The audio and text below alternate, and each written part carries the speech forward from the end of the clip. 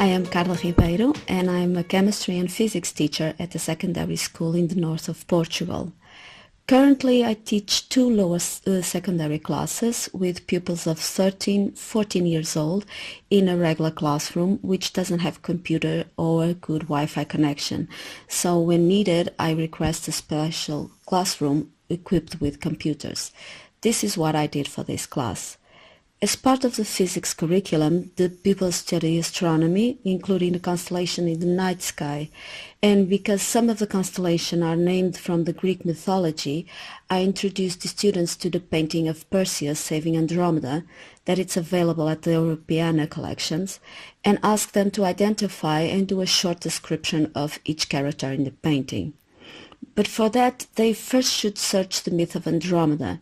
When this task was finished, they had to look for constellations in the northern sky which have the same name as the characters.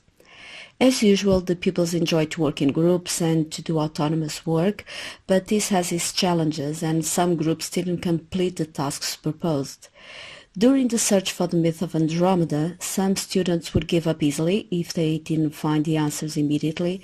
That is, if they couldn't find the painting with all the characters already identified.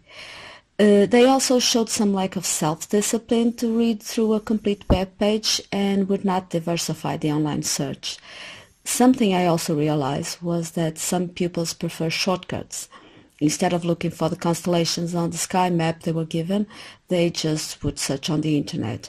So for any other teacher thinking on applying the scenario, they should take this into account.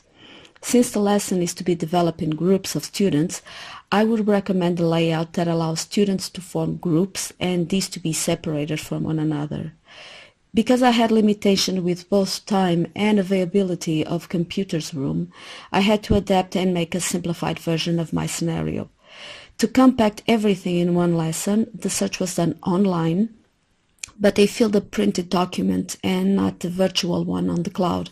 And instead of searching the constellations in the planetarium program Stellarium, I printed a sky map for the pupils to search the northern constellations.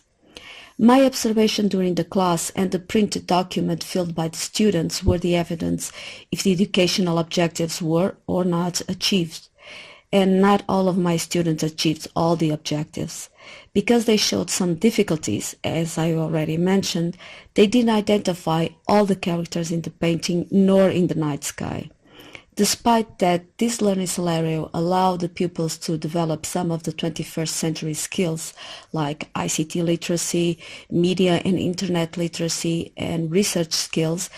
Allow yourself time to help your students achieve these skills.